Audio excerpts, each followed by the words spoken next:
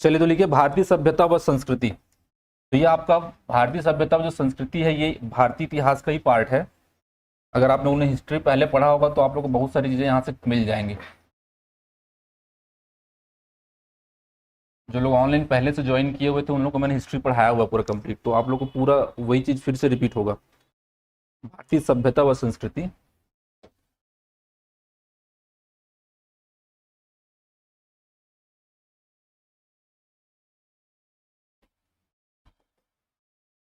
तो भारतीय अगर मैं सभ्यता की बात करूं तो भारत की नहीं विश्व की सबसे पहली सभ्यता जो भारत में ही जन्मी थी उस सभ्यता का नाम क्या है? सिंधु घाटी सभ्यता। ठीक है, सिंधु नदी प्रवाहित होती है, भारत से होकर प्रवाहित होती है और इस नदी के आसपास एक सभ्यता बसी हुई थी। ये सिंधु नदी इस प्रकार से प्रवाहित होती है और इसके आसपास एक सभ्यता बसी हुई थी। जितने भी सभ्यता पहले बसी हुई थी वो सभी किसी न किसी नदी के किनारे बसती थी। हवा तो आपको कहीं पर ही मिल जाएगी, पानी जहां वहीं पर मिलेगा जहां पर नदियां हैं।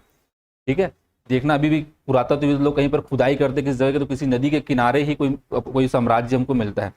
इसी कारण से कि नदी के किनारे बसने पर पानी की व्यवस्था रहती थी। ठीक है, तो सिंधु घाटी सभ्यता इसका नामकरण क्यों हुआ? क्योंकि नदी का नाम क्या है? सिंधु नदी। सिंधु नदी के किनारे एक सभ्यता बसी हुई थी, इसका नाम क्या है? सिंधु घाटी सभ्यता या इंडस वैली सिविलाइजेशन। ये भारत की नहीं विश्व की सबसे पहली सभ्यता है। ठीक है, लेकिन इसकी खोज कब हुई? आज से लगभग 100 साल पहले 1921 में। सभ्यता पुरानी कितनी है? तो लगभग 5000 साल पुरानी है, 3000 ईसा पूर्व पुरानी है सभ्यता। ठीक है, जैसे ईसा मसीह के जन्म को क्या माना गया है? आधार माना गया है। इसके बाद की घटनाओं को हम क्या बोलते हैं? ईस्वी। और इसके पहले की घटनाओं को हम क्या बोलते हैं? ईसा पूर्व या बीसी, बिफोर क्राइस्ट। और इसको हम क्या बोलते हैं? एनो डोमिनो, ईडी बोलते हैं ना। ठीक है, तो अगर मैं बोलूंगा 3000 ईसा पूर्व मतलब ईसा मसीह जी के जन्म के 3000 पहले की साल बात कर रहे हैं। ठीक है, उसके बाद ईसा मसीह का जन्म हुआ और ईसा मसीह के जन्म से आज 2 वर्ष आगे 2000 साल हम आगे बढ़ पाए हैं। अभी 2023 में है ना बस। तो उसके पहले 3000 वर्ष पहले एक सभ्यता बसी हुई थी यहाँ पर, इसको नाम क्या था? सिंधु घाटी सभ्यता। एक ऐसी सभ्यता जहां पर लोग प्रॉपर घर बनाकर निवास करते थे, अपना जीवन यापन करते थे, कुछ कार्य करते थे। हाँ ठीक है, तो लेकिन इसके बारे में बहुत सारे इतिहासकारों का अलग अलग मत है क्योंकि कुछ प्रॉपर जानकारी नहीं मिल पाई, क्योंकि इस सभ्यता के लोग उस समय लिखना नहीं जानते थे, इसलिए कुछ लिख के नहीं गए हैं, इसलिए इतना डिटेल में इनके बारे में जानकारी नहीं मिलती है।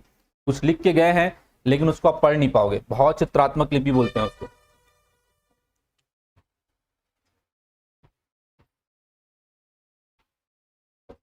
अगर मैं दिखाऊं आप लोग को,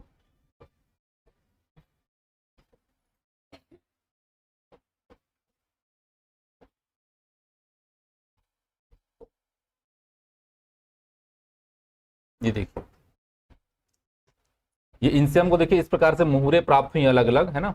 उसमें इस प्रकार से हमको चिन्ह प्राप्त हुए। आ रहा है कुछ समझ में? पढ़ लोगों तो इतना पैसा देगी सरकार, आप लोग को इतना शिक्षा भी में नहीं कमा पाओगे आप लोग, है ना। वर्ग 2 वर्ग 3 में नहीं मिलेगा आपको इतना पैसा। इसमें एक चिन्ह आपको समझ में आ रहा होगा, ये देखिए, है ना। ये चिन्ह को आप समझ सकते हो, स्वास्तिक जो हिंदू धर्म का एक वो है, प्रतीक है ना।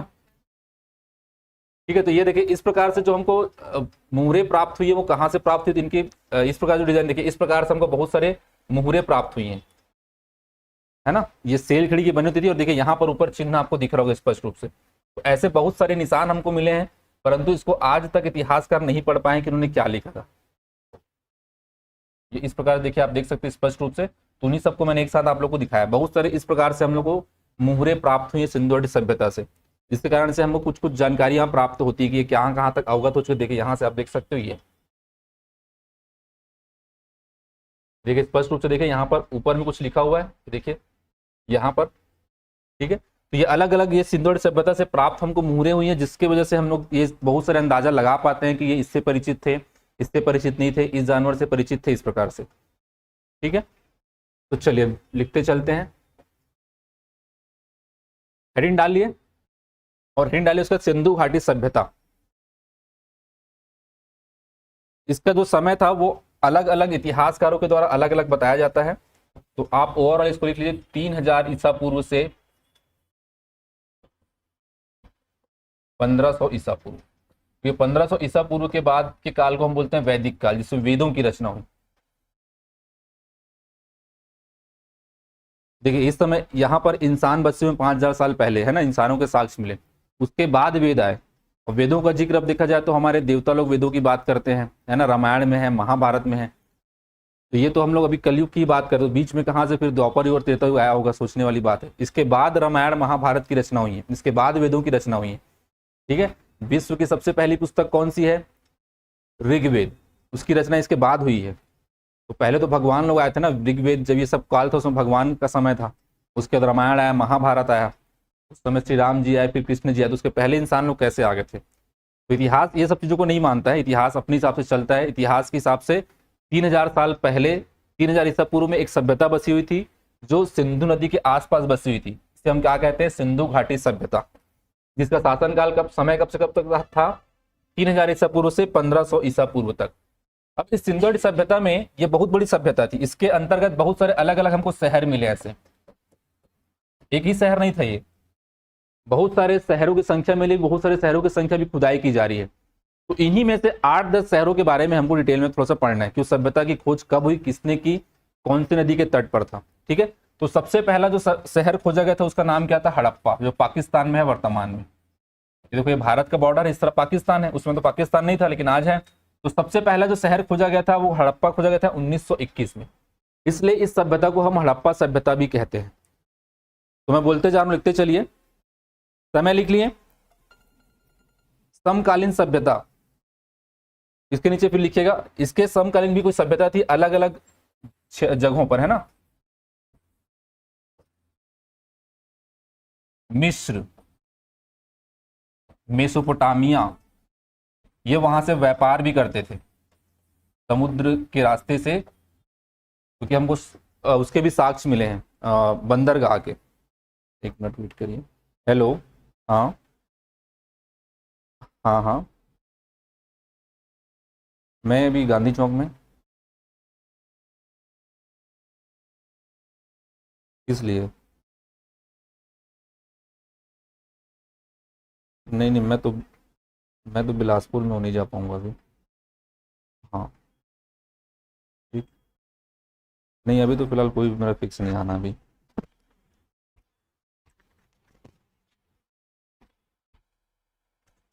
यहाँ बिलासपुर में नहीं हो सकता क्या? बिलासपुर से नहीं हो सकता क्या वेरीफाई हो? चलिए मैं अभी लगाता हूँ, क्लास में हूँ।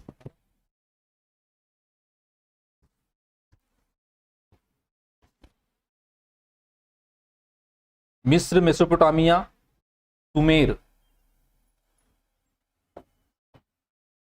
ये सभी सभ्यताओं के समकालीन थे, ध्यान रखिएगा। जैसा क्वेश्चन पूछ सकते हैं, निम्न में से कौन सी सभ्यता हड़प्पा सभ्यता के समकालीन थी?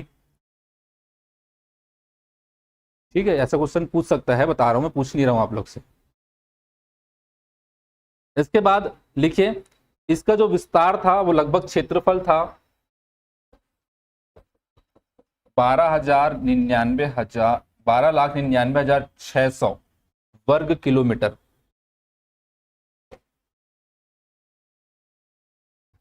12,99,600 वर्ग किलोमीटर।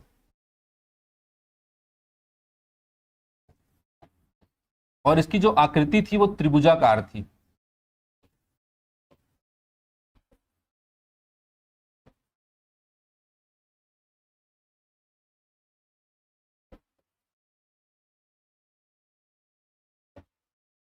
ठीक है, अगर देखा जाए यहां पर सिर्फ देखिए इस प्रकार से इसकी आकृति थी, ये ऐसा इस प्रकार से इसकी आकृति थी त्रिभुजाकार। ठीक है, मैं नोट से आप लोग को बताते चलता हूँ, वो ज़्यादा आसान पड़ेगा आप लोग को। नोट्स है हमारे पास।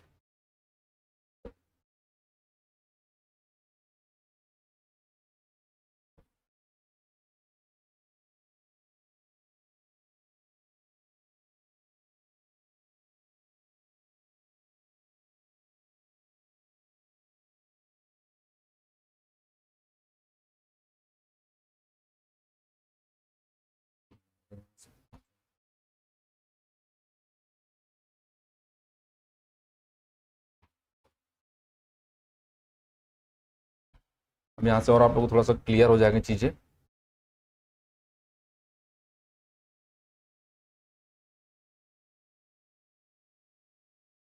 ये जो मैंने आप लोगों को दिखाया था,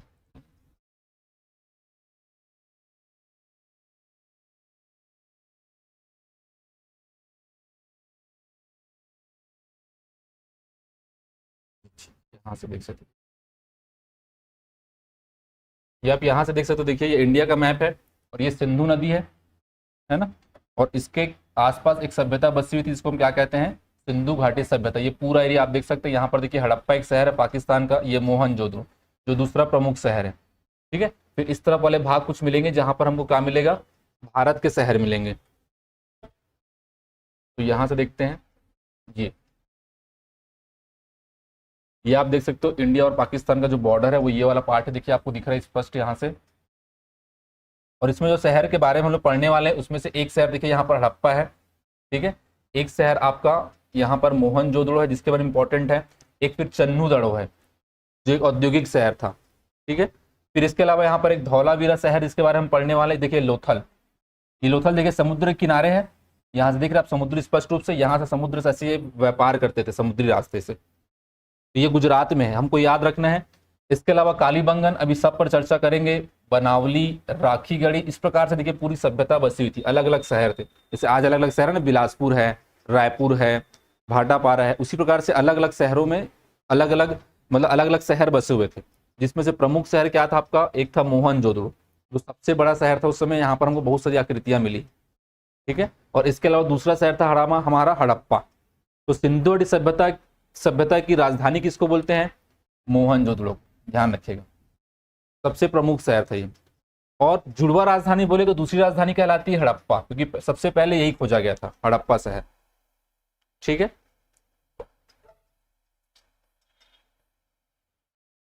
तो सिंधु घाटी सभ्यता की मैं बात करूं तो विश्व की सबसे प्राचीन सभ्यता, इसे ताम्रयुगीन सभ्यता भी कहते हैं, क्योंकि इस काल में सर्वप्रथम तांबे का प्रयोग किया गया। विश्व में सबसे पहले जिस धातु का प्रयोग किया गया वो कौन सा धातु था, तांबा, ध्यान रखिएगा। लोहे की खोज बहुत बाद में हुई, लोहे की खोज वैदिक काल में हुई। सिंधु घाटी सभ्यता के लोग लोहे से परिचित नहीं थे, ध्यान रखिएगा।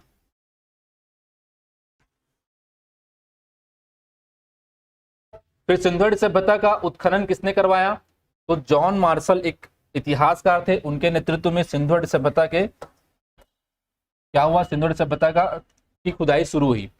आरंभिक उत्खनन सिंधु नदी के आसपास हुआ, इसलिए इसे सिंधु घाटी सभ्यता कहते हैं। मैंने पहले ही कहा सिंधु घाटी सभ्यता के आसपास एक सभ्यता थी, उसी से इसका नामकरण हुआ है। 1921 में, देखिए मैंने बताया 100 साल पहले लगभग, सर्वप्रथम हड़प्पा शहर की खोज हुई, इसलिए इसे हड़प्पा सभ्यता भी कहा जाता है।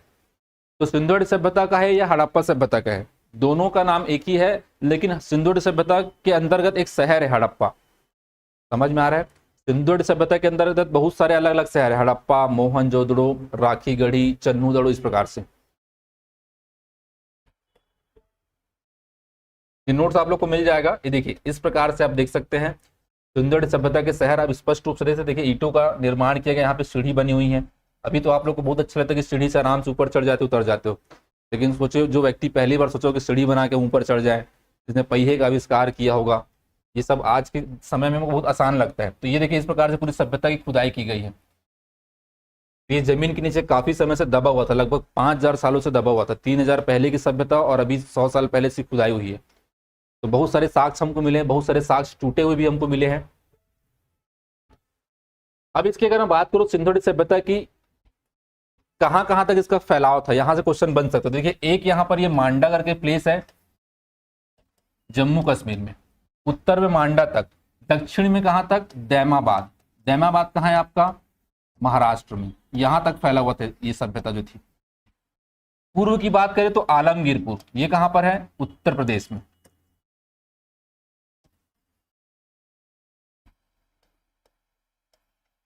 और यहां पर सुतकांगेंडोर, ये बलूचिस्तान में है, ये पाकिस्तान में है वर्तमान में। सुतकांगेंडोर बलूचिस्तान पाकिस्तानी कब्जे में है। ठीक है, तो इस तरह से ये सभ्यता फैली हुई थी। यहां से क्वेश्चन बन सकता है कि सिंधु घाटी सभ्यता का विस्तार उत्तर में कहां तक था, तो कहां तक था, मांडा चिनाब में। पूर्व में कहां तक था, उत्तर प्रदेश आलमगीरपुर। दक्षिण में दैमाबाद महाराष्ट्र, और पूर्व में सुतकांगेंडोर बलूचिस्तान पाकिस्तान में है ये। ठीक है, ये लोग भी बलूच आर्मी करके यहाँ पर बना करके पाकिस्तान से अलग होना चाहते हैं। पाकिस्तान वाले इन पर जबरदस्ती बहुत अत्याचार करते हैं, ऐसा कहा जाता है। तो यहां पर इसको बता दिया मैंने कि कहां कहां तक इनका विस्तार था, स्थिति एवं विस्तार। क्षेत्रफल कितना था, 12,99,600 वर्ग किलोमीटर। ये पूरा टोटल जो एरिया है ना, ये 12,99,600 वर्ग किलोमीटर था।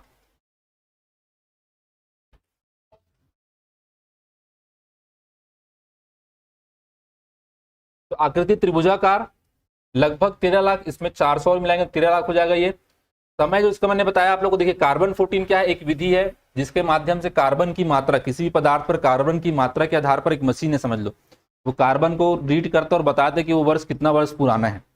तो कार्बन 14 के अनुसार जो हमको बताया गया इस सभ्यता का समय 2300 से 1750 ईसा पूर्व।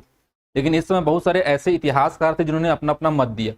तो जॉन मार्शल जिनके नेतृत्व में खुदाई हुआ था, उन्होंने कहा 3250 से 2750, और सामान्य माना जाता है 3000 से 1500 ईसा पूर्व, जो मैंने आप लोग को लिखवाया था इसका समय। कार्बन 14 के अनुसार पूछेगा तो याद रखना 2300 से 1750 ईसा पूर्व इसका समय है। अभी हम ईसा पूर्व में है, ध्यान रखना, ईस्वी में नहीं आए अभी। और राजधानी क्या थी इसकी, तो जुड़वा राजधानी की अगर बात की जाए तो पहली राजधानी थी मोहनजोदड़ो और दूसरी राजधानी थी हड़प्पा। और सिर्फ राजधानी कहा जाएगा तो क्या होगा, हड़प्पा। क्लियर है ऑनलाइन?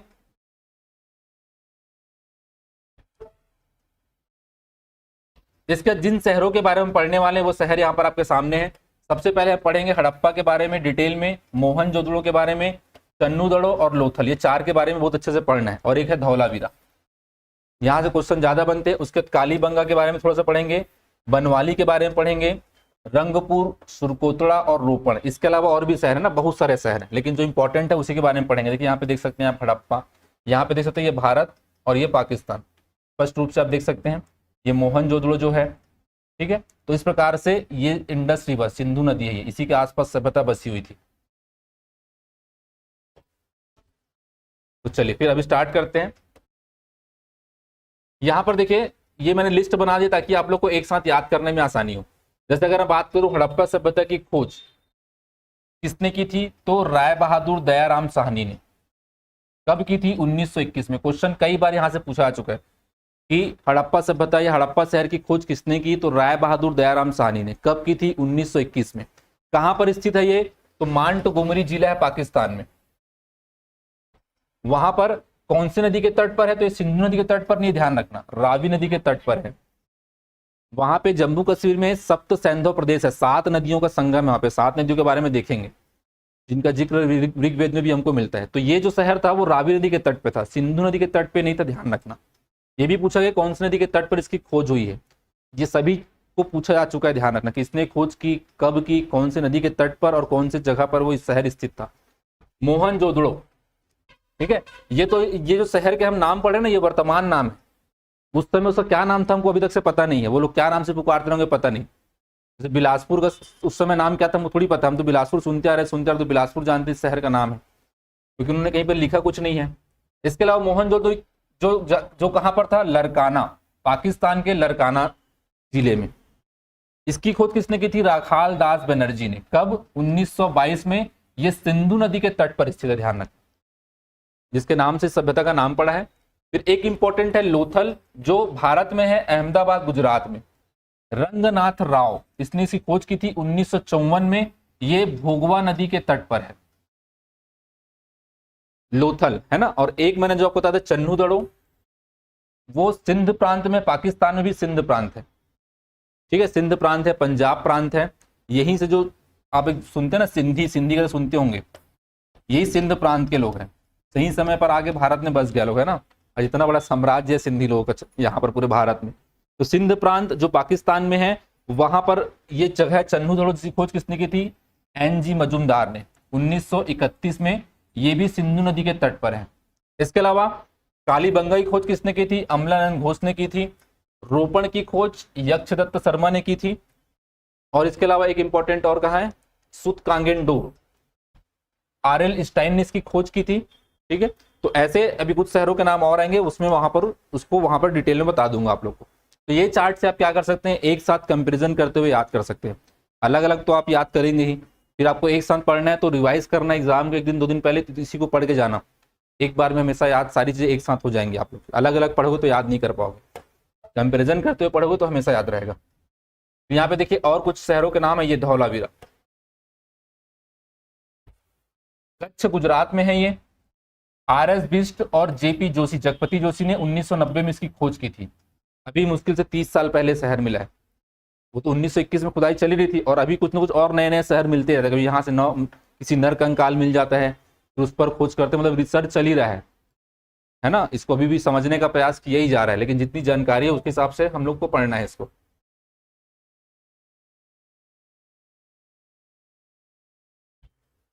चलिए तो अब हम लोग देखते हैं सबसे पहले हड़प्पा सभ्यता। हड़प्पा सभ्यता मतलब सबसे पहले हम देख रहे हैं किसके बारे में, हड़प्पा शहर के बारे में। क्लियर है। तो हड़प्पा शहर की खोज कब हुई थी, 1921 में। ऐसा क्वेश्चन पूछा जाए कि सिंधु घाटी सभ्यता की खोज कब हुई, तो 1921 में हुई, क्योंकि उस सभ्यता का सबसे पहला शहर जो हड़प्पा था वो 1921 में ही खोजा गया।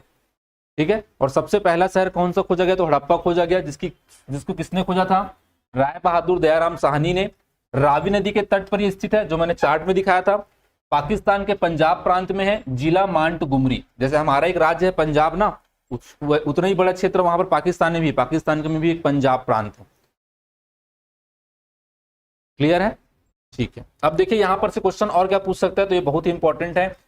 द्वितीय राजधानी के रूप में जाना जाता है, मैंने बता दिया आप लोग को। यहां पर हमको क्या क्या साक्ष्य प्राप्त हुए हैं, तो देखिए हमको इस प्रकार से एक मूर्ति प्राप्त हुई है और इसको माना गया है कि मातृ देवी की मुहर है। ये क्वेश्चन ऐसा पूछा गया है कि मातृ देवी की मुहर हमको कहां से प्राप्त हुआ है, तो कहां से प्राप्त हुआ है, हड़प्पा शहर से। ये आप लोग को याद रखना पड़ेगा, बहुत कंफ्यूज करेगा ये। ठीक है। तो एक तो हमको यहाँ पर अन्नागार मिले हैं। अन्नागार मतलब जहां पर धान को सेफ करके रखा जाता था। ठीक है। कब्रिस्तान मिले हमको R37 और H प्रकार के। सिंधु घाटी सभ्यता से हमको कब्रिस्तान की प्राप्ति हुई है। हड़प्पा से मातृ देवी, पृथ्वी देवी भी इसको कहा गया है, भूदेवी या मातृ देवी की मुहर हमको प्राप्त हुई है, ध्यान रखिएगा। तो उस समय ये लोग प्रकृति की पूजा करते थे, आज भी भूमि की पूजा की जाती है। इसके अलावा यहां से हमको प्राप्त हुई है तांबे से बनी हुई एक इक्का गाड़ी। यहाँ पे आप देख सकते हैं, देखिए एक तांबे से बनी हुई इस प्रकार से इक्का गाड़ी हमको प्राप्त हुई साक्ष्य। ये शहर ऐसी दबा हुआ था जब खुदाई करते गए, तो इस प्रकार से हमको इक्का गाड़ी प्राप्त हुई। उस समय के लोग मूर्तियां बनाने की शुरुआत कर चुके थे। इसके अलावा और जगह साक्ष्य मिले हैं, तो जली हुई ईंटों के आवाज के प्रमाण मिले हैं। इसको चाहो तो छोड़ देना अगर एक्स्ट्रा होगा तो। इतना जरूर याद रखना, तांबे की इक्का गाड़ी हमको प्राप्त हुई है और दूसरा क्या, भूदेवी की मुहर। ये दो बहुत ही इंपॉर्टेंट है। इसके अलावा मानव धड़ मिला है। हड़प्पा से लिंग पूजन के सर्वाधिक साक्ष्य हमको मिले, उस समय लिंग पूजा की शुरुआत कर चुके थे। इसके अलावा इक्का गाड़ी जो मैंने आप लोग को बताया, गेहूं तथा जौ के दानों के साक्ष्य हमको मिले हैं।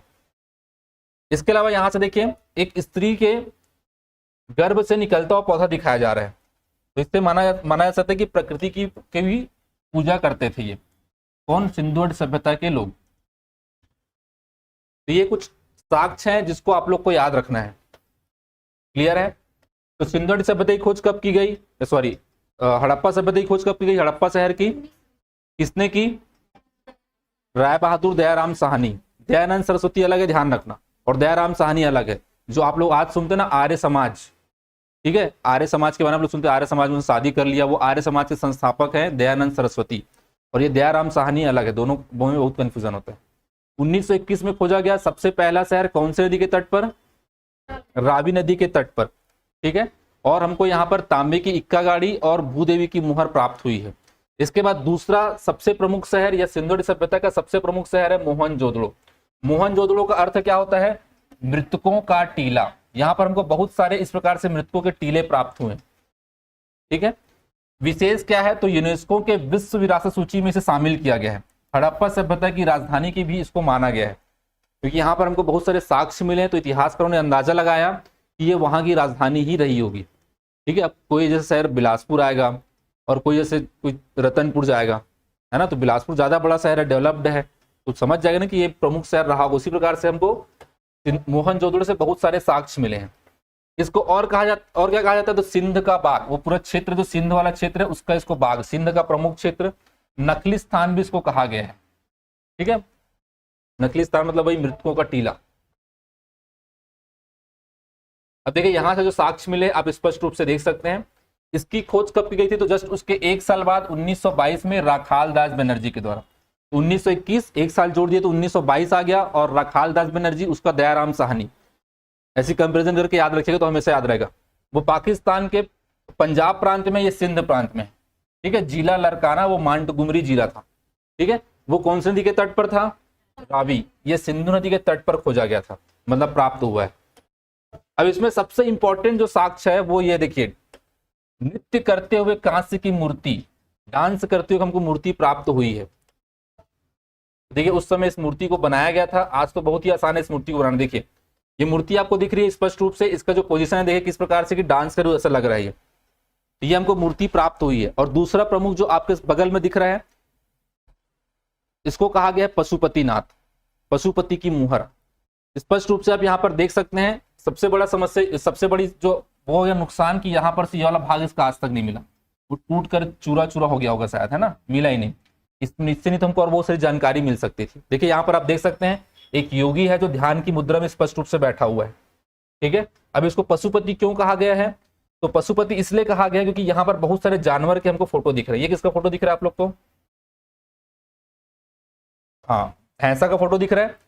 ये किसका फोटो है? गेंडा का फोटो दिख रहा है, ठीक है। इस तरफ देखिए ये हाथी है, और ये क्या है? शेर। नहीं दिख रहा है? थोड़ा ध्यान से देखिए तो दिखेगा, है ना, ठीक है। ये यहां से दिख रहा है ना, देखो उसकी आकृति है। तो ये हमको शेर का फोटो दिख रहा है यहाँ पर, है ना। तो इस प्रकार से यहाँ पर इतने सारे जानवर हैं, तो ऐसा माना गया है कि ये पशुओं के पति, पशुपति, ठीक है। पशुपति कौन है? और शिव जी को कहा जाता है ना, ठीक है। तो इसलिए इसको पशुपति की मुहर हमको इसको कहा गया है। एक और जानवर है नीचे की तरफ आपको दिखेगा, ये कौन सा जानवर है? हिरण, ठीक है। तो एक यहाँ पर व्यक्ति है जो ध्यान की मुद्रा पे बैठा हुआ है, और इतने सारे जानवरों के फोटो, और यहाँ पर देखिए कुछ लिखा हुआ है इन्होंने। ये इसी को आज तक इतिहासकार नहीं पढ़ पाया कि ये क्या लिखे हुए हैं, क्या कहना चाह रहे थे ये। तो इसको भाव चित्रात्मक लिपि कहा है, तो उन्होंने अपने भाव को प्रदर्शित किया है, ठीक है। तो ये दो इंपॉर्टेंट है, इस क्वेश्चन को कई बार यहाँ से पूछा गया है, कई बार रिपीट हो जाता है। तो एक तो नृत्य करते हुए कांस्य की मूर्ति हमको यहाँ से प्राप्त हुई है, पशुपति की मुहर, और एक योगी की भी हमको मुहर प्राप्त हुई। देखिए ये एक योगी की मुहर है जो योग कर रहा है, ऐसा लगेगा उसको देखने से। इसके अलावा हमको और यहाँ पर क्या प्राप्त हुआ है? एक कुबड़ वाला बैल मिला है यहाँ पर से हमको, यहाँ पर से आप देख सकते हैं। पशुपति की मुहर, योगी की मूर्ति, कांस्य की मूर्ति प्राप्त हुई है, विशाल अन्नागार और विशाल स्नानागार। अन्नागार क्या था? जहां पर धान को रखता था, सुरक्षित रखा जाता था। और स्नानागार एक बहुत बड़ा स्नानागार हमको मिला, जहां पर हो सकता है कि जब कुछ धार्मिक कार्य करते रहे होंगे तो एक साथ वहां पर सामूहिक रूप से क्या करते रहोगे? स्नान करते रहोगे। जैसे आज लोग कुंभ में डुबकी लगाते हैं ना, उसी प्रकार से विशाल स्नानागार हमको यहाँ पर मिला है, जिसको तत्कालिक उस समय के जो प्रमुख थे खुदाई के मार्शल, उन्होंने इसको विश्व का आश्चर्यजनक निर्माण कहा है। इसके अलावा शतरंज के साक्ष्य, कुबड़ वाले बैल की आकृति, पक्की ईंटों का प्रयोग करते थे। ध्यान रखिएगा उस समय ये पक्की ईंटों का प्रयोग करते थे। ये सभ्यता इसलिए इतनी समय तक रह पाई कि ईंटें उस समय की पक्की बनाई गई थी, इसलिए वो जमीनें पूरी दबी नहीं। ईंट एक बार पक जाते फिर वो टूटता नहीं है ना। मूर्ति पूजा के साक्ष्य मिले हैं, और वस्तु विनिमय प्रणाली। तो मुख्य रूप से आपको याद रखना है कि हमको पशुपति की मुहर, योगी की मूर्ति, कुबड़ वाले बैल की आकृति और नृत्य करते हुए कांस्य की मूर्ति, ये हमको कहां से प्राप्त हुए हैं? मोहनजोदड़ो से, ठीक है। ये 4-5 साक्ष्य के नाम अच्छे से याद रखिएगा। क्लियर है यहां तक? इसके बाद अगली सभ्यता है चन्हू-दड़ो। चन्हू-दड़ो जो सभ्यता था उसको औद्योगिक शहर के रूप में जाना जाता है। जैसे आज अगर आप देखेंगे तो यहाँ बिलासपुर की अगर मैं बात करूँ तो यहाँ पर औद्योगिक शहर कौन सा है? सिरगिट्टी, तीफरा, वहां पे बड़े बड़े उद्योग लगते हैं। तो उसी समय चन्हू-दड़ो जो उस समय का था वो क्या था? औद्योगिक शहर था। और इसकी खोज 10 साल बाद 1921 में 10 जोड़े तो कितना आएगा? 1931 में एनजी मजूमदार के द्वारा की गई थी। स्थिति सिंधु नदी के तट पर था। यह भी शहर सिंध प्रांत में था, पाकिस्तान के सिंध प्रांत में। सिंधु घाटी सभ्यता का औद्योगिक शहर, उस तरह से पूछा गया यहां से कि सिंधु घाटी सभ्यता का औद्योगिक शहर कौन सा है? तो कौन सा शहर था? चन्हू-दड़ो, ठीक है। राजधानी कौन सी थी? मोहनजोदड़ो, ठीक है। और पहला शहर कौन सा है? हड़प्पा। फिर हमको यहाँ पर से वक्राकार ईंटें मिली, इस प्रकार से घुमावदार वाली ईंटें मिली हमको यहाँ पर चन्नूदड़ों में। अब यहाँ पर हमको क्या क्या साक्ष्य मिले, तो बहुत इंपॉर्टेंट साक्ष्य है ये, मनका एवं गुड़िया निर्माण कारखाने के अवशेष। मतलब औद्योगिक शहर है तो कारखाने भी लगते रहे होंगे, ठीक है। और मनका और गुड़िया निर्माण के हमको यहाँ पर साक्ष्य मिले। ये क्या होता है? नहीं, मोती के दाने, उनको बोलते हैं मनका और गुड़िया, ये मोती के बड़े दाने। बाजार के साक्ष्य मिले हैं। अब औद्योगिक शहर है तो ऑब्वियस सी बात है बाजार भी रहा होगा वहां पर। लिपस्टिक के भी साक्ष्य मिले हैं, ठीक है। तो 5000 साल पहले भी महिला लोग सचते थे, आज भी सचते हैं और 5000 साल बाद भी सचते रहेंगे, ठीक है। तो ये याद रखना, लिपस्टिक के साक्ष्य हमको कहां से मिले हैं? चन्नूदड़ों से मिले हैं। ईंटों पर कुत्ते बिल्ली के पैरों के निशान भी हमको मिले हैं। ईंट जब बन रहा होगा तो सुखाने के लिए रखा गया रहा होगा, तो उसमें कुत्ते और बिल्ली क्या कर देंगे? चल दिए रहेंगे, तो उनके पैरों के साक्ष्य वैसे के वैसे रह गए जो हमको चन्नूदड़ों से प्राप्त हुए हैं, ठीक है। तो ये चन्नूदड़ों जो कब खोजा गया था? 1931 में एनजी मजूमदार के द्वारा, ननी गोपाल मजूमदार के द्वारा, और ये भी सिंधु नदी के तट पर पाकिस्तान में ही स्थित था। अभी तक के जो 3 शहर पढ़े वो तीनों के तीनों पाकिस्तान में, भारत के कोई भी शहर के बारे में तक हमने पढ़ा नहीं है। यहां तक क्लियर है सभी को? ऑनलाइन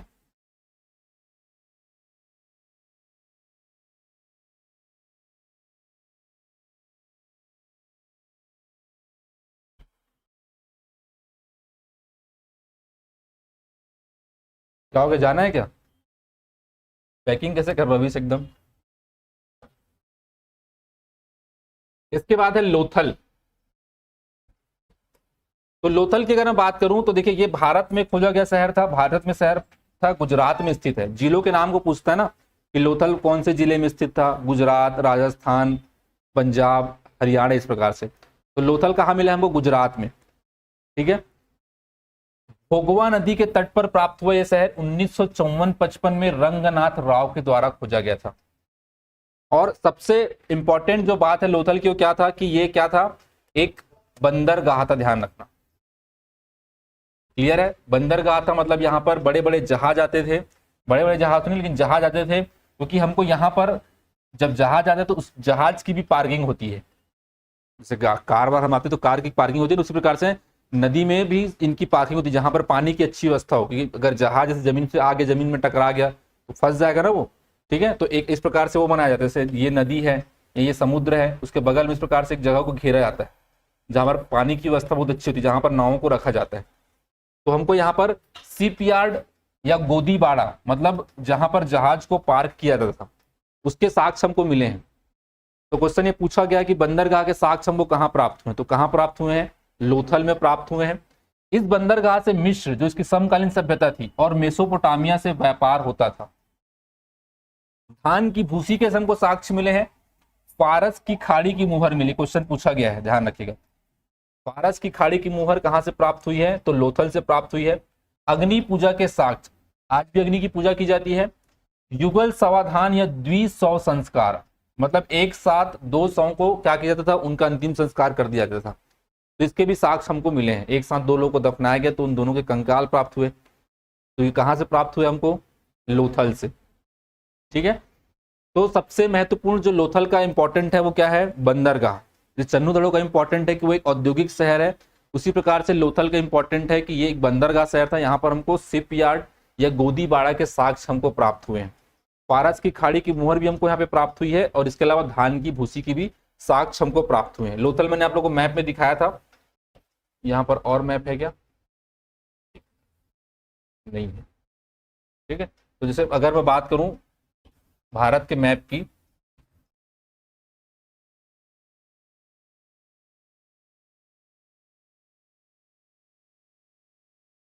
जी चले गया, यहाँ पे आप देख सकते हैं, देखिए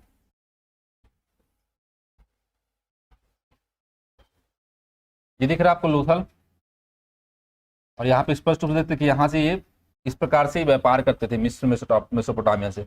उस समय तो हवाई जहाज बने नहीं थे। जहाँ हवाई जहाज की खोज कब हुई थी? 1913 में, है ना, 1911-13 के आसपास। तो 100 साल पहले हवाई जहाज की खोज हुई है। उसके पहले लेकिन बहुत साल पहले ही समुद्र मार्ग से व्यापार ये किया करते थे। तो लोथल एक बंदरगाह शहर था, ध्यान रखना, ठीक है। इसके अलावा लोथल कौन सी नदी के तट पर था? भोगवा नदी के तट पर, अहमदाबाद गुजरात में। ठीक है, रंगनाथ राव ने इसकी खोज की थी। इसके अलावा मैंने आप लोग को इसके बारे में बताया, देखिए चन्हू जो सिंधु नदी के तट पर था। इसके अलावा ये मोहनजोदड़ो जो सिंधु नदी के तट पर था, और इसी के ऊपर जाएंगे तो होगा हमारा हड़प्पा शहर। हड़प्पा शहर कौन सी नदी के तट पर? ये देखिए यहां से रावी नदी दिख रही है आपको, और ये हड़प्पा शहर है जो इस रावी नदी के तट पर था, जो सबसे पहला खोजा गया। क्लियर है यहां तक सभी को?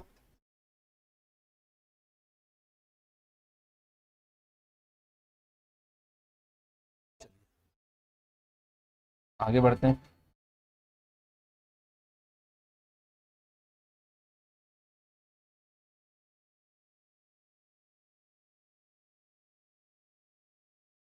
इसके बाद कालीबंगा।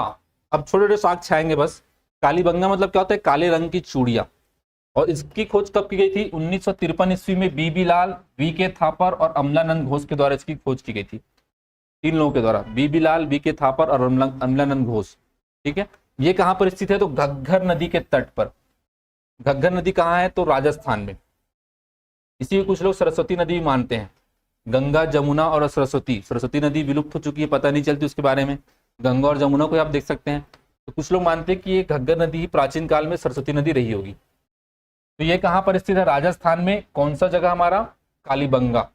और इसे खोज किसने की थी? बीबी लाल, वी.के. थापर और अमलानंद घोष ने। यहां पर हमको इंपॉर्टेंट साक्ष्य प्राप्त हुआ है, जुते हुए खेत के साक्ष्य। खेत को जोता गया रहा होगा, उसके बाद फिर उसमें शायद फसल नहीं ली होगी, तो खेत वैसी का वैसे ही रह गया। तो जुते हुए खेत के साक्ष्य, हल रेखा के साक्ष्य हमको प्राप्त हुए हैं, हल चलाने के साक्ष्य। इसके अलावा यज्ञ वेदी के साक्ष्य हमको प्राप्त हुए हैं। यज्ञ जो होता है, और वेदी क्या होता है? वेदी बनता है ना, जब पूजा पाठ करते हैं तो वेदी बनता है। ठीक है, तो उसके भी साक्ष्य हमको यहाँ पर प्राप्त हुए हैं। और भूकंप के प्रमाण भी हमको यहाँ से प्राप्त हुए। कहां से? कालीबंगा से। इसके बाद बनवाली की खोज 1973 में किसने की थी? रविंद्र सिंह बिष्ट ने, R.S. बिष्ट ने इसकी खोज की थी बनवाली की। ये कहां पर प्राप्त हुआ है हमको? हरियाणा जिला में। ठीक है, अब आप लोगों का कंफ्यूजन धीरे धीरे बढ़ रहा होगा, है ना, शकल बता रहे हैं आप लोगों का, तो इसको आज ही जाके अच्छे से रिवाइज कर लेना। उत्तम किस्म के जौ और मिट्टी के खिलौना, हल के साक्ष्य। ठीक है, मिट्टी के खिलौना मतलब बच्चे उस समय जो रहे होंगे तो उनको खिलौना खेलने के लिए मिट्टी के खिलौने बनाकर दिए गए होंगे। और हल के साक्ष्य भी हमको यहां पर से प्राप्त हुआ है। कौन सा क्षेत्र? बनवाली। तो इस प्रकार से आपको इनके बारे में याद रखना है। इसके अलावा एक महत्वपूर्ण शहर है ये सिंधु घाटी सभ्यता का, धौलावीरा। ठीक है, जो शुरू के 3-4 शहर थे उसके बारे में डिटेल में पढ़ा कि वहां पर क्या क्या हमको प्राप्त हुआ। बाकी जगह पे बस जगहों के नाम, कहां पर है और किसने उसको खोजा, और 1-2 साक्ष्य आगे तो बहुत इंपॉर्टेंट वो आएंगे, वही आएंगे। धौलावीरा 1990 में खोजा गया था ये, और R.S. बिष्ट और जगपति जोशी ने मिलकर इसको खोजा था, धौलावीरा शहर को। जिला कच्छ, गुजरात में है। सिंधु घाटी सभ्यता का सबसे बड़ा स्थल, ध्यान रखिएगा, ऐसा क्वेश्चन अगर पूछा जाएगा कि सिंधु घाटी सभ्यता का सबसे बड़ा स्थल क्षेत्रफल के आधार पर कौन सा है, तो वो यही है, धौलावीरा। त्रिस्तरीय क्षेत्र अभी त्रिस्तरीय क्षेत्र क्या, ये क्वेश्चन पूछा गया है कि सिंधु घाटी सभ्यता का ऐसा कौन सा शहर है जहां पर 3 क्षेत्र प्राप्त हो। द्विस्तरीय क्षेत्र क्या होता है? एक वर्ग होता है जो शासक वर्ग के लिए होता है।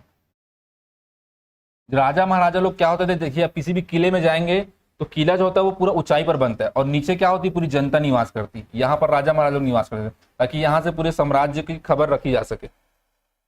तो बाकी जो सभ्यता थी वो इस प्रकार से द्विस्तरीय क्षेत्र थे वहां पर, लेकिन यहाँ पर त्रिस्तरीय क्षेत्र मिले। एक दूसरा बीच में एक क्षेत्र और था,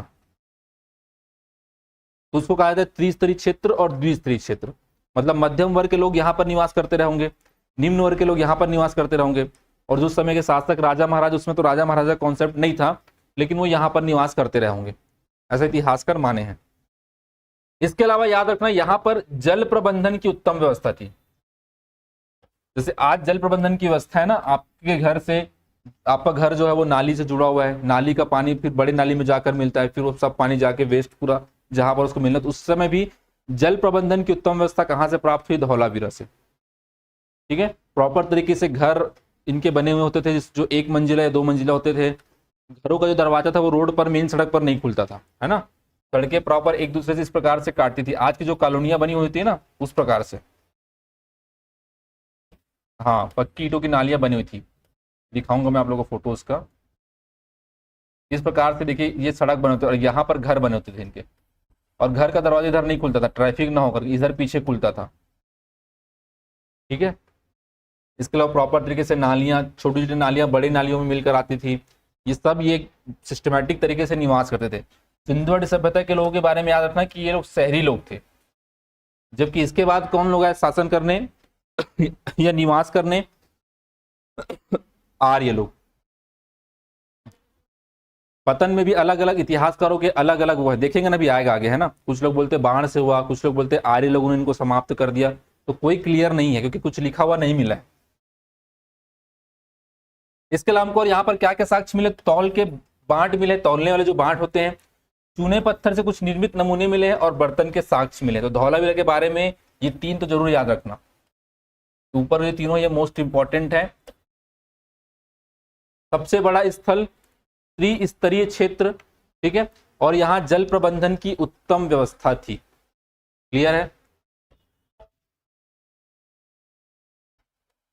इसके अलावा फिर रंगपुर है, जो रंगनाथ राव के द्वारा भादर नदी के तट पर खोजा गया था, ठीक है, रंगपुर। और लोथल जो था वो भोगवा नदी के तट पर था, ध्यान रखना। फिर यहाँ के जो साक्ष्य मिले हैं, चावल के साक्ष्य, कच्ची ईंटों के किले हमको यहाँ पर प्राप्त हुए, और बांट के साक्ष्य हमको मिले। ये जो रंगपुर है देखिए कब खोजा गया था? 1936 में और हमारा देश कब आजाद हुआ था? 1947 में। मतलब इसकी जब खुदाई चल रही थी उस समय हमारा देश स्वतंत्रता आंदोलन भी लड़ रहा था, और जो इतिहासकार थे वो अपना काम कर रहे थे, ठीक है। तो गुजरात में भादर नदी के तट पर सबसे पहला शहर ही खोजा गया था, रंगपुर। ऐसा क्वेश्चन अगर पूछे कि आजादी के पहले कौन सा शहर था जो भारत का था, तो ये रंगपुर था जो खोजा गया था, क्योंकि इसके पहले जो शहर मिले हुए थे कहाँ थे? सब पाकिस्तान में थे।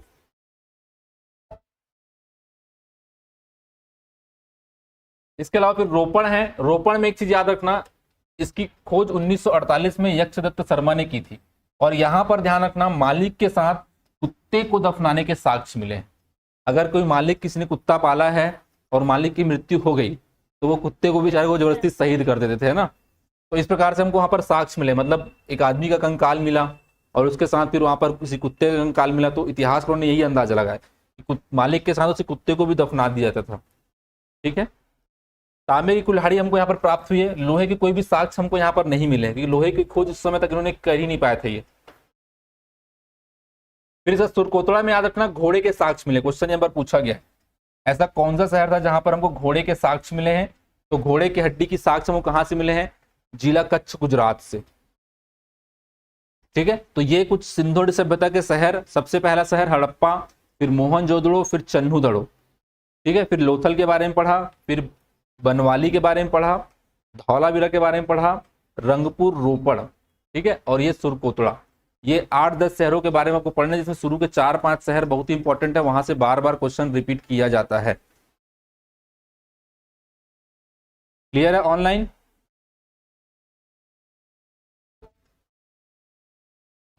तो इसमें कुछ आप लोग के लिए ये फिर से वही चार्ट जो मैंने बताया था यहाँ पर डाल दिया गया है। ये शहरों के नाम है, ये कुछ साक्ष्य जो मिले देखिए यहाँ पर से देख सकते हैं।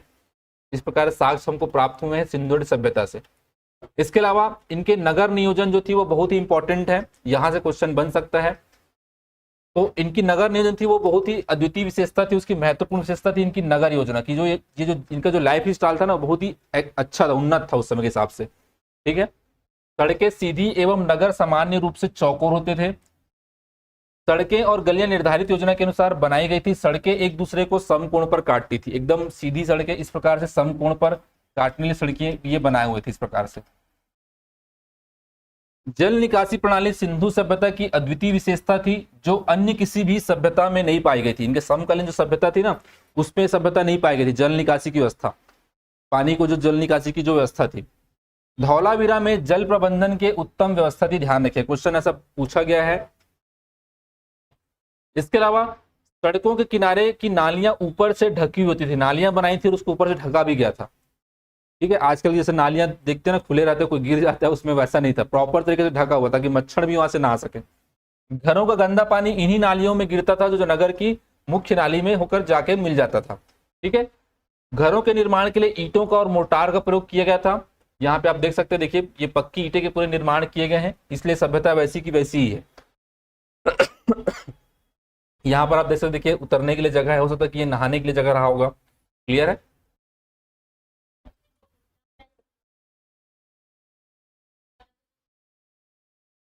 नीचे वाले क्या बोले? हाँ, उसको कोई ऐसा नाम नहीं दिया गया है। क्या पूछा गया है? एक बार दिखाई। हम्म, एक बार दिखाएगा ऑप्शन, देख के समझ में आएगा वो। यहाँ से आप देख सकते, देखिए ये नाली है आपके सामने, है ना, इधर से एक नाली आ रही है जो यहाँ पर से मिल रही है, और यहाँ से एक नाली है, देखिए यहाँ पर पक्की ईंटों का प्रयोग किया गया है। तो प्रॉपर सिस्टमेटिक तरीके से उन्होंने चीजों को बनाया हुआ था।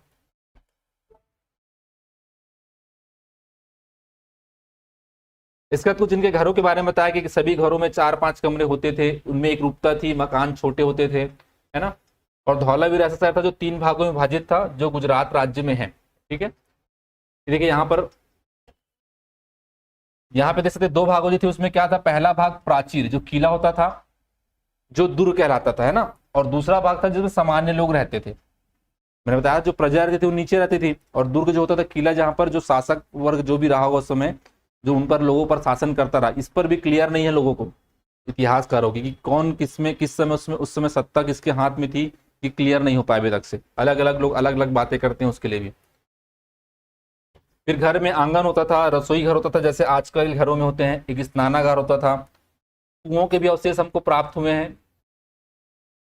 इसके लिए राजनीतिक व्यवस्था बहुत इंपॉर्टेंट है।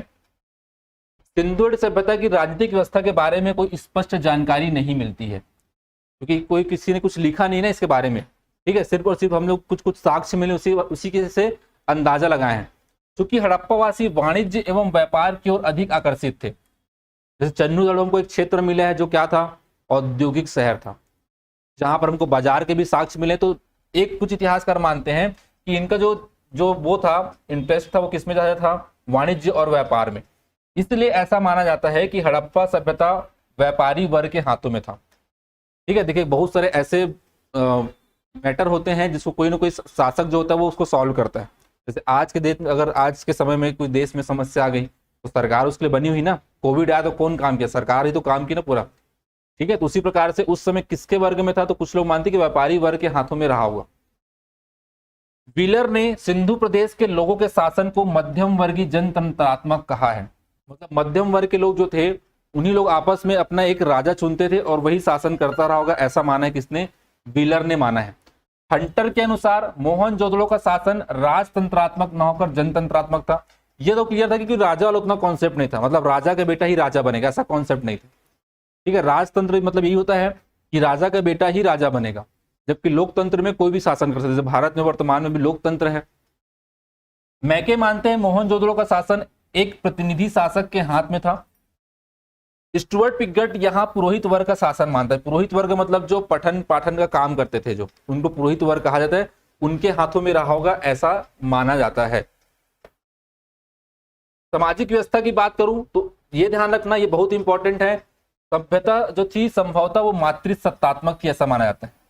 जैसे आज का समाज क्या है? पितृसत्तात्मक है, पिता को महत्व दिया जाता है। ठीक है, घर में आप लोग 4-5 लोग हैं और कार में कहीं जा रहे हैं, तो सबसे सामने कौन बैठेगा? पापा ही बैठेंगे, है ना, यही पितृसत्तात्मक है। ठीक है, तो उस समय सभ्यता ऐसा माना जाता है कि मातृसत्तात्मक थी।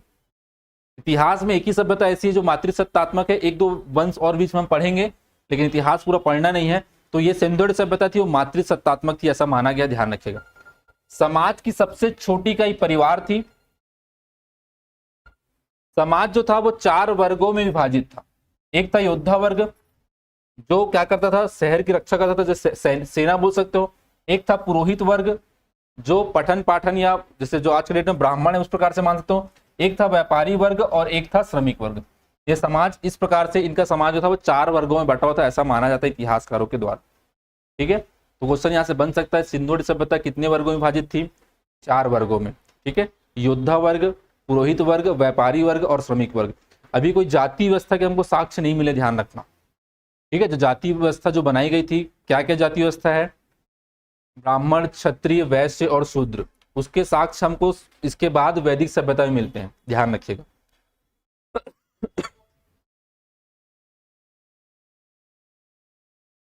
इसके बाद ये कुछ इंपॉर्टेंट नहीं है। यहाँ पर धार्मिक व्यवस्था की बात करें तो ये बहुत इंपॉर्टेंट है।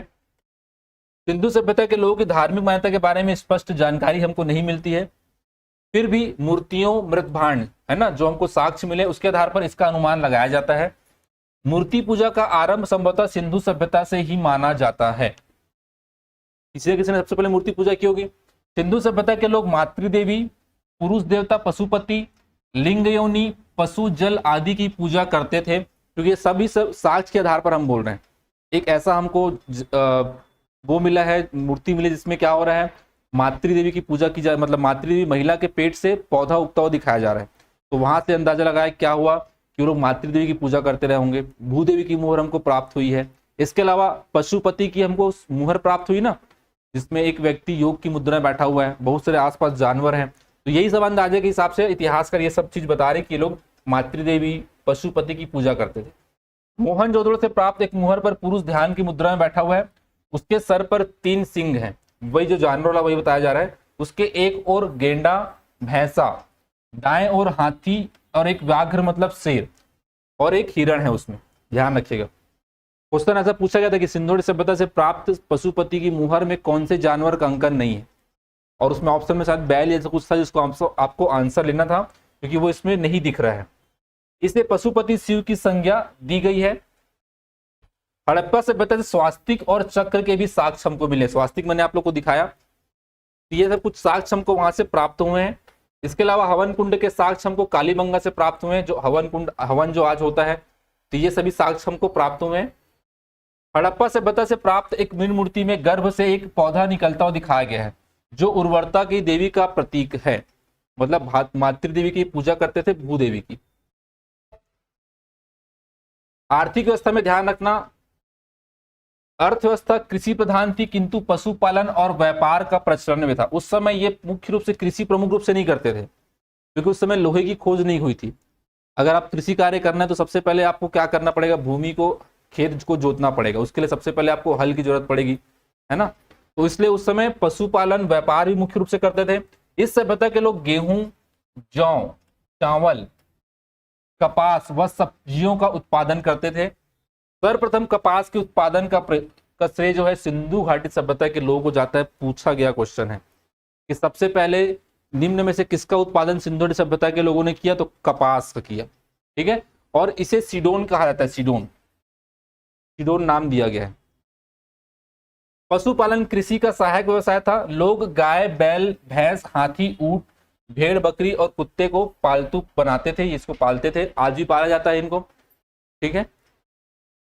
वाणिज्य व्यापार बैलगाड़ी से और नावों से संपन्न होता था। समुद्र के माध्यम से नावों से क्या करते थे, व्यापार करते थे। लोथल, ये मैंने आप लोग को बताया है, सिंधु सभ्यता का प्रमुख व्यापारिक नगर था, जो समुद्र के किनारे बसा हुआ था। क्लियर है। इसके अलावा मेसोपोटामिया और मध्य एशियाई के देशों से ये क्या करते थे, व्यापार करते थे। बहुत इंपॉर्टेंट है। मिस्र से व्यापार करते थे, मेसोपोटामिया से व्यापार करते थे, ध्यान रखिएगा। और मध्य एशियाई देशों से भी इनका व्यापार होता था। सिंधु सभ्यता के प्रमुख बंदरगाह में लोथल का नाम आएगा। इसके अलावा रंगपुर और सुतकांगेडोर में भी हमको बंदरगाह के साक्ष्य प्राप्त हुए हैं। लोहे का ज्ञान नहीं था, ध्यान रखना। ऐसा क्वेश्चन अगर आएगा कि सिंधु घाटी सभ्यता के लोगों को कौन से धातु का ज्ञान नहीं था, और ऑप्शन में लोहा है, तो आप आंख मूंद कर लोहा तो आंसर ले लीजिएगा। बाकी का भले पता नहीं था कि नहीं था, लेकिन लोहा तो नहीं था। और सबसे पहले इन्होंने उपयोग किया था तांबा। इसके अलावा देखिए, ये लोग कुछ कुछ चीजों को एक्सपोर्ट करते थे और इंपोर्ट भी करते थे, मतलब आयात भी करते थे और निर्यात भी करते थे। तो देखिए, इसमें सबसे इंपॉर्टेंट है इनका, कहां चले गया, तांबा। ये कहां से मंगवाते थे, राजस्थान के खेतड़ी से, ध्यान रखना। राजस्थान में खेतड़ी है। जब आप भारत में खनिज पढ़ेंगे ना, टॉपिक भारत के भूगोल में, तो आप पढ़ेंगे राजस्थान में खेतड़ी में तांबा निकलता है, तो वहां से तांबा मुख्य रूप से मंगवाते थे, ठीक है। इसके अलावा देखिए, सेलखड़ी, सेलखड़ी, ये इनकी जो मुहरें हमको प्राप्त हुई ना, वो सेलखड़ी से बनी हुई थी। और ये कहां से मंगवाते थे, तो गुजरात, राजस्थान तथा बलूचिस्तान से सेलखड़ी मंगवाते थे। ये दो जरूर याद रखिएगा। बाकी सोना, देखिए सोना तो आप लोग को याद रहे, कोनार, कोलार कर्नाटक, जिस पर एक पिक्चर बनी है, कौन सी, नहीं पता, केजीएफ नहीं सुने हो नाम, इसी पर तो बेस्ड है, कोलार कर्नाटक में सोना पेवरेज, ठीक है। फिर कला की अगर हम बात करें तो देखिए इनकी लगभग हमको 2000 से अधिक मुहरें प्राप्त हुई हैं, जो मैंने आप लोगों को दिखाया ना जिसमें गेंडे का चित्र बना हुआ है, उसी प्रकार से इनमें अधिकांशतः मुहरें लगभग 500 हमको मोहनजोदड़ो से मिली है। सबसे प्रमुख साक्ष्य यही है जो हमको मुहरें प्राप्त हुई हैं। ठीक है, अधिकांश मुहरों पर लघु लेखों के साथ साथ एक सिंगी गेंडा, भैंस, बाघ, बकरी और हाथी की आकृतियां खोदी गई हैं। सैंधव मुहरें बेलनाकार, आयताकार और वृत्ताकार भी होती थी। मतलब वृत्ताकार मतलब ऐसा भी मुहर प्राप्त हुआ है, आयताकार मतलब ऐसा भी हुआ है, बेलनाकार मतलब इस प्रकार की भी मुहरें हमको प्राप्त हुई हैं। ठीक है, इसके अलावा इसमें जो इंपॉर्टेंट है, सिंधु सभ्यता में भारी संख्या में आग में पकी हुई लघु मूर्तियां मिली हैं जिन्हें टेराकोटा फिंगरीन कहा जाता है। मतलब जब जैसे कोई भी मूर्ति बनाएगी फिर उसको पकाया जाता है ना भाई, तभी जाके वो फिर क्या होता है, सॉलिड होता है, तो उसको क्या कहा गया है, टेराकोटा फिंगरीन कहा गया है। इनका प्रयोग या तो खिलौनों के रूप में या तो पूज्य प्रतिमाओं के रूप में होता था, मूर्तियां बनाने के लिए किया जाता था। अब देखिए ये बहुत इंपॉर्टेंट है, लिपि। सिंधु घाटी सभ्यता की जो लिपि थी उसे अभी तक इतिहासकार क्या कर चुके हैं, नहीं पढ़ पाए हैं। तो इसलिए तो क्या कहा गया है, भाव चित्रात्मक लिपि। अपने एक्सप्रेशन, भाव को उन्होंने क्या किया है, इन लिपियों के माध्यम से प्रकट किया है। यहाँ पे आप स्पष्ट रूप से देख सकते, देखिए यहाँ पर कुछ लिखा हुआ आप लोग को दिख रहा है, यहाँ पर देखिए कुछ लिखा हुआ दिख रहा है, और ये देखिए जानवरों के चित्र बने हुए हैं। इस प्रकार से 500 की संख्या में हमको मोहनजोदड़ो से और पूरे टोटल सिंधु घाटी सभ्यता से लगभग 2000 मुहरें प्राप्त हुई हैं, 2000 की संख्या में। तभी इतना कुछ हम इसके बारे में जान पाए, पढ़ पाए, समझ पा रहे हैं इनको कि हाँ ये किस प्रकार से किसको मानते थे, किसको नहीं मानते थे, किस देश से व्यापार करते थे, ये सारा चीज। ठीक है, और ये मुहरें किससे बनती थी, सेल खेड़ी से बनती थी। ध्यान रखना, अधिकांश चौकोर जो पदार्थ यूज किया गया इसको बनाने के लिए क्या है, सेल खेड़ी है, जो लगभग 2000 की संख्या में हमको प्राप्त हुई है। ध्यान रखिएगा। तो ये आप देख सकते हैं स्पष्ट रूप से, इस प्रकार से भाव चित्रात्मक लिपि है। तो ये सब अलग अलग मुहरों में हमको प्राप्त हुआ है, लेकिन अभी तक से इसको समझ नहीं पाया कि ये क्या कहना चाहते थे।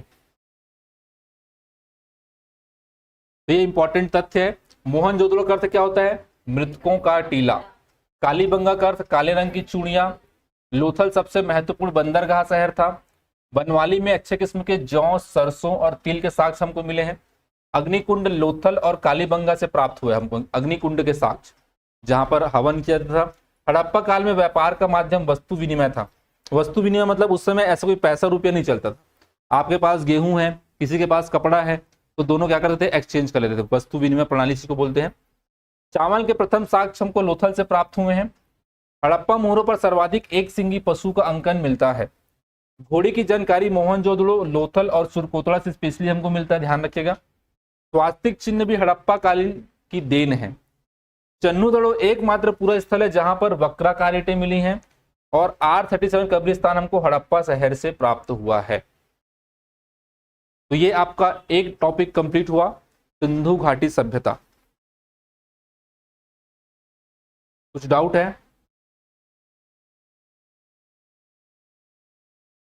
नोट्स, ये प्रिंटेड नोट्स आप लोग को मिल जाएगा। ठीक है, तो आप एक चीज कर सकते हो, नोट्स मिलेगा, उसको चाहो तो आप नोट कर लो या उसी को आप रिवाइज कर लो। मैंने उसको पूरा मार करके अच्छे से बता दिया। ठीक है, अब आप लोग के ऊपर जैसा आप इसको पढ़ना चाहो वैसे पढ़ सकते हो। चाहो तो नोट्स बना लो इसका, है ना। जितना मैंने पढ़ा है, मुश्किल से नोट्स बनाने में कितना समय लगेगा आप लोग को, 15 से 20 मिनट लगेगा, ज़्यादा समय नहीं लगेगा। तो मैंने इंपॉर्टेंट पॉइंट को बता दिया। 10 शहर है, 10 शहरों को लिखने में 2-2 मिनट लगेंगे आपको। ठीक, हाँ, नोट्स बनाती जा रहा हो ना, तो फिर कोई दिक्कत नहीं है। ठीक है, समय बहुत कम है आप लोग के पास, शुरू से ही समय कम था, ऐसा नहीं कि अभी अचानक से कम हो गया समय, है ना। ऐसा नहीं कि पहले 24 घंटा था और अब 20 घंटा कर दिया, ऐसा नहीं है। ये हार्ड कॉपी नहीं, सॉफ्ट कॉपी मिलेगी इसकी, है ना। नहीं, इसकी हार्ड कॉपी नहीं मिलेगी। ये हार्ड कॉपी, ये PDF उसी हिसाब से बना हुआ है ना, सॉफ्ट कॉपी के हिसाब से ही बना हुआ है। ठीक है,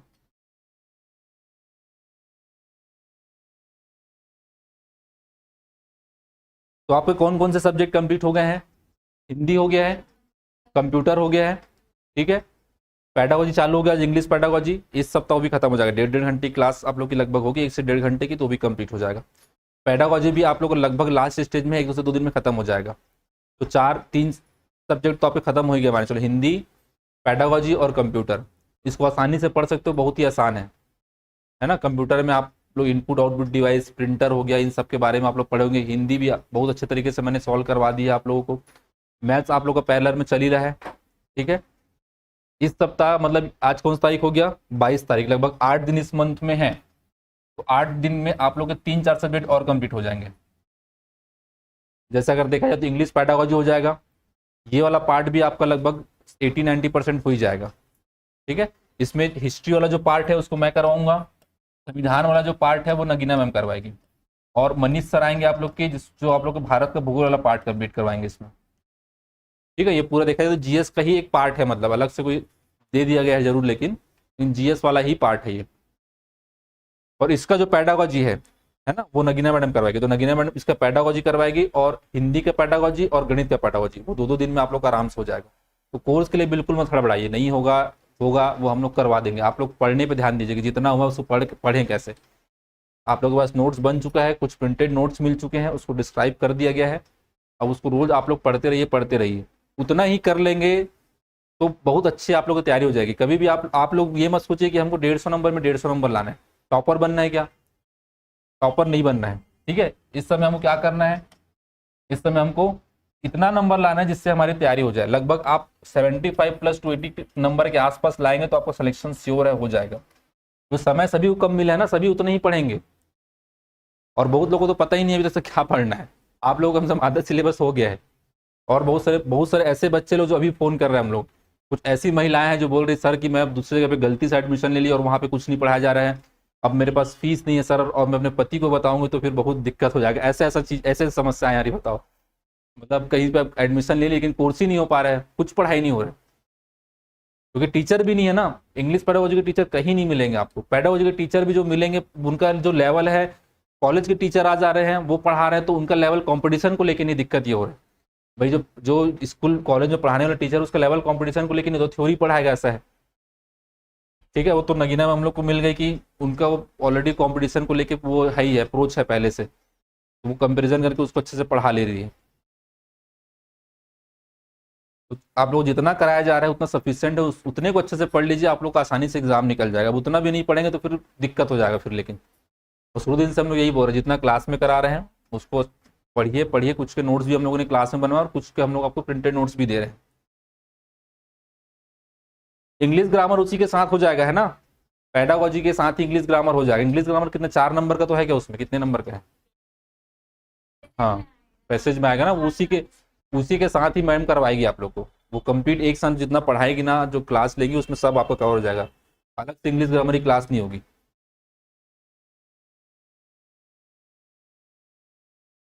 नोट्स आप लोग को इसका पीडीएफ नोट्स मिलेगा ग्रुप में।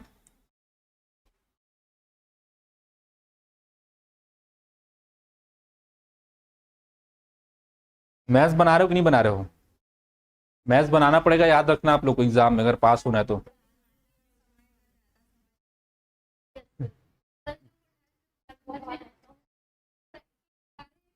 टॉपिक की वजह से तो मैं क्या करूं, उसमें अब इतने सापेक्ष चाल है, फिर उसमें फिर नाव दूरी अलग है, फिर रेलगाड़ी अलग है।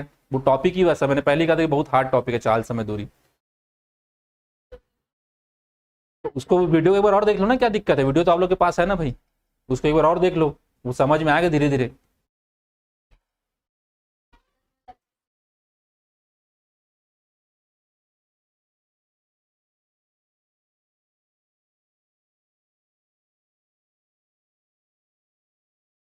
और कुछ डाउट?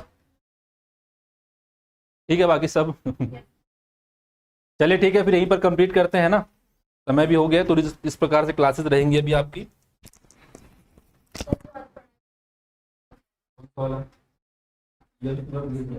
करनी पूछोगे मिल जाएगा।